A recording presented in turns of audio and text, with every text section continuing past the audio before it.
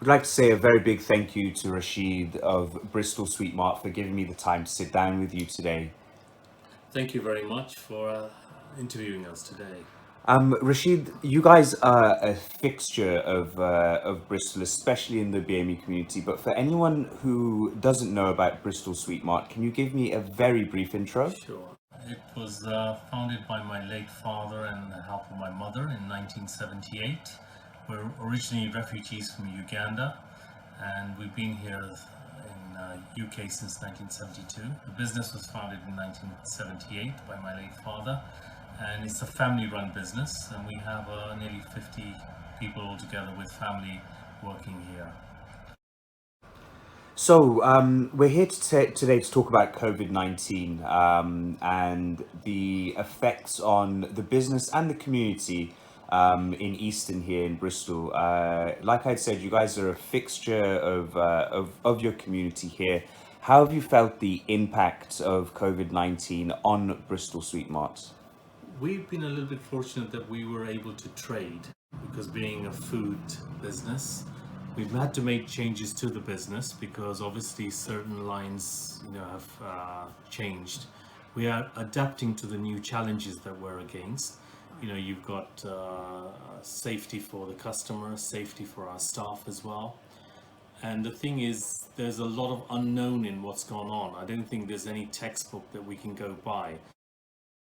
So every day is a learning circle. You've got the 2 meter distancing by checking, we have a limited amount of people coming in the shop.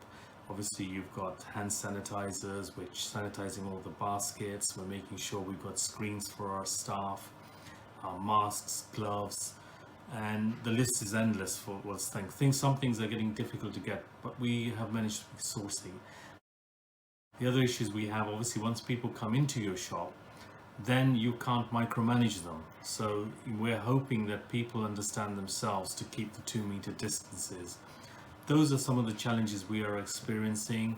Even in people's purchasing, in the beginning there was a huge panic because people didn't know whether you'd be able to get some of the foods which are available now.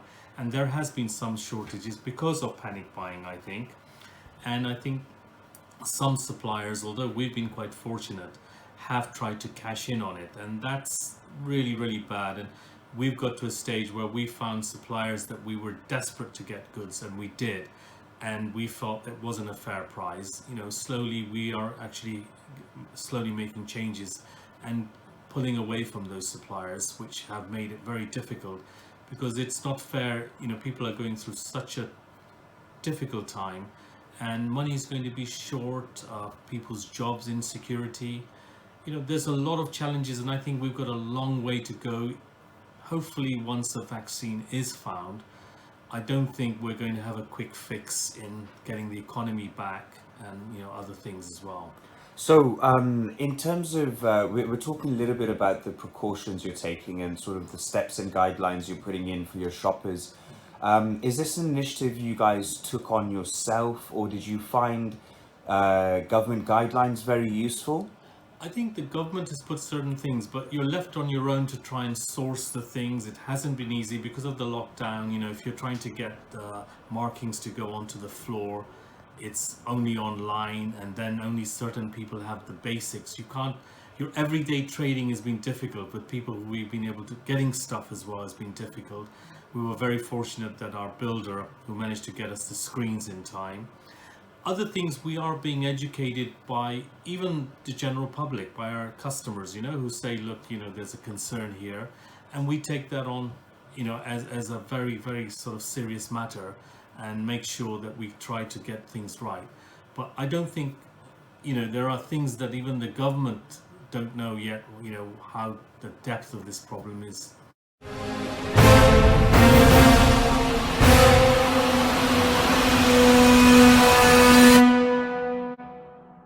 And have you found locally that the local authorities and councils have been very helpful during this time? I think they're guided by the government. Um, I suppose the difficulty is that a lot of them are working from home, so you're a little bit stuck in who do you go to, and things like that. and anybody that we need to get in touch with. But I think they're being guided by obviously central government on what they need to do. I think a lot of help will be needed as we go along, because it looks like we're in this for the long term, not short. I wish something could happen overnight, but it doesn't look likely. And how do you feel the attitudes of the people around the community have been towards COVID-19? What I mean by this is that we've had reports that a lot of BME people are dying, and also from what I've seen in certain areas, especially at the beginning, people didn't seem to be taking the guidance as seriously as they should have been. I'm not saying that this maybe is a correlation to the deaths, but have you found that in our area that our communities have been taking the warnings to heart? I think looking at the numbers of, every sort of fatality or, anybody passing away is sad, wherever. But I think we've been quite fortunate in Bristol. The numbers have been a bit less. And I think a lot of the frontline key people, in the hospitals and things like that, there's been tragic losses there, which has been worrying. And I think Bristol generally, we've been quite lucky. Looking at the people who come to the shop, you will get the odd individual anywhere, but generally they seem to have taken it quite serious. And they can see every day you're looking at the news, and you're seeing the amount of fatalities that have been happening. So I think people have taken it on board. It looks like it, but the worry is, like you say, the BME community. Obviously some people may have had underlying issues before, but then when you hear of young people who are fit, okay, some people who are working in the health work, and when they're passing away, it does put a lot of worry on you that what's going on. Being pretty much right in the middle of St. Mark's Road, and having been here such a long time, you have a relationship with all your neighbouring businesses and surrounding businesses. How have they been faring? How have your neighbours been doing? We've got just a few of the shops near us that have opened, like you've got the estate agents, and then you've got some of the other one or two little businesses which are not open. It is sad to see when you see the doors are closed, but then obviously you've got, what we're going through. You can understand those are not essential things, maybe buying a house right now. Okay, things are changing. But, outside our shop, when we see a queue, I can't recall seeing that, never seeing people queuing up for food, and other, like chemists and things like that.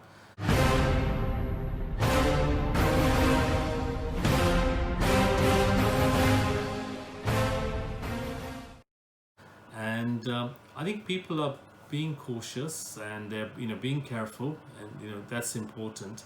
And I think a lot of the younger generation, by the looks of it, when I see young kids, and you can see they're keeping their distance, and they're probably educating their parents as well, because they're seeing it on the news and everything. Mum, we should, don't do this, don't do that, wash your hands. So I think the guidelines are important that people follow them. And I think some areas in the UK have been less fortunate some areas where the BME community is. And I don't know what the reason is. Are they, is what the reasons are behind it? I'm not too sure 100%. But, that's sad to see that's happening in certain areas. And looking at the recovery business-wise, we're all hoping that we see all of the businesses that were open just before COVID-19 open their doors before. But can you foresee a lot of us losing a lot of businesses in Bristol? Sadly, I think there's going to be quite a lot of changes. If you look at some of the bigger businesses, they're being affected heavily. If you just take the airline industry, the holiday industry, that's going to take, I don't know how, I don't think, the words that I've heard, people saying when are things going to be normal, and they're saying there is not going to be any normal, it's going to be the new normal. And that's definitely going to be the case. I think the smaller businesses, with the government help, they are getting some grants, and there are loans because the government is guaranteed 100%. And I think the times when the banks were going through a tough time, the taxpayers and sort of the government helped out. So I hope some of the banks don't become too difficult to deal with. But I think with the assurance that the 100% the bank is giving, some businesses are eligible, not everybody's getting it. But I just hope in some cases it's not too late. And that is going to be, I think changes are going to happen. Even in our business, we're going to have to implements a lot of changes, a new way of doing business, because obviously with what's going on. But I think I'm quite confident a lot of the real entrepreneur businesses, they may take a hit, but given the right help and financial help, that's important. I think they'll be able to pick themselves up, maybe in a different way.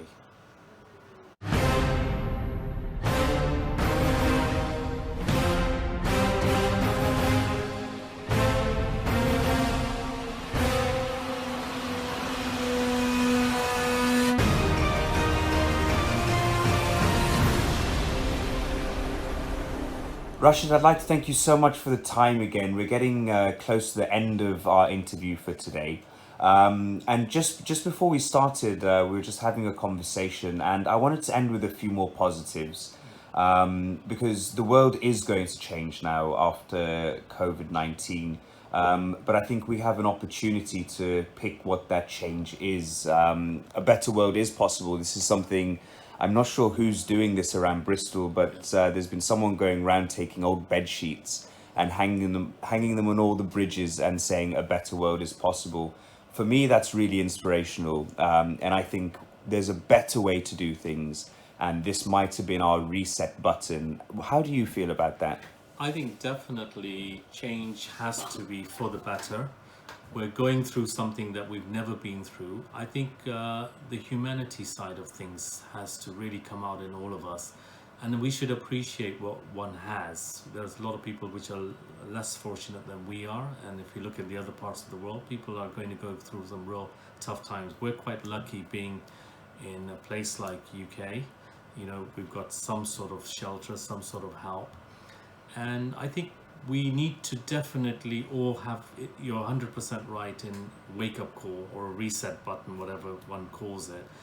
And I think if you look at what people are appreciating, you've got the clapping happening at 8 o'clock on a Thursday. It literally brings, although I must admit, I think I could get tears in my eyes when I go out there. So my wife's the one who goes out and claps, and I'm inside watching it on TV. But to find that people are doing that, I think there's a complete different way of looking at things. It has been downhill for the whole world, but in that we definitely will see new shoots come out of it, and I think it's up to us to make those changes in all faiths, believers, non-believers. I think one of the things that I find is we sometimes, if we're a believer in any religion, God, Allah, whatever it may be, we suddenly realize that there is a God out there, and we should really start looking at things in a different way and appreciate what we have and help the others as well. That's important, not to forget the people that are less fortunate than us. And going forward after this, how do you think we should come out and celebrate when we come out of COVID-19? Well, this year we unfortunately weren't able to have the grand iftar for all the right reasons, and that brings people together. And just looking at what's outside, the weather being so lovely, and if we did have it, it would have been wonderful with the teamwork that all of us had put into that. We're part of the team.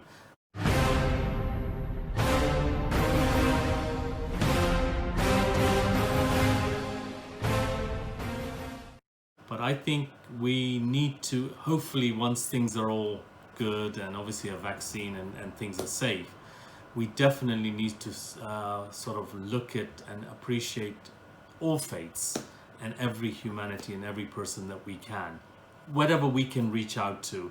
It would be wrong of me to saying that make changes in the world. It's up to us to make the changes. Even if it's a small change, it goes a long way. We don't know what the ripple effect of that may be. And just finally, what's your message to Bristol, to the Southwest, and to the rest of the world? I think people have, the majority of everyone, I think people, when you see what you see on the news and what you see in the paper, the small things that people are doing, I think obviously you've got the frontline people who are really doing the hard work, but I think one thing is for sure, that people are amazing when they are in some difficulties. It's amazing what comes out of it. It's in such a tragic time that we're going through.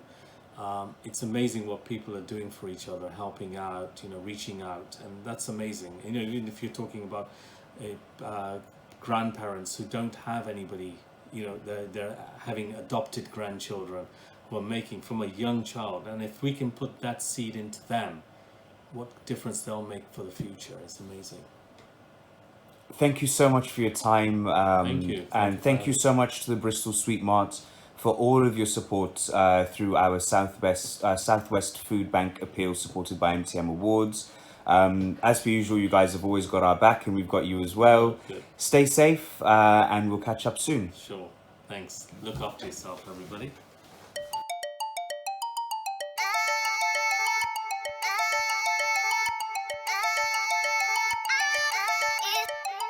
It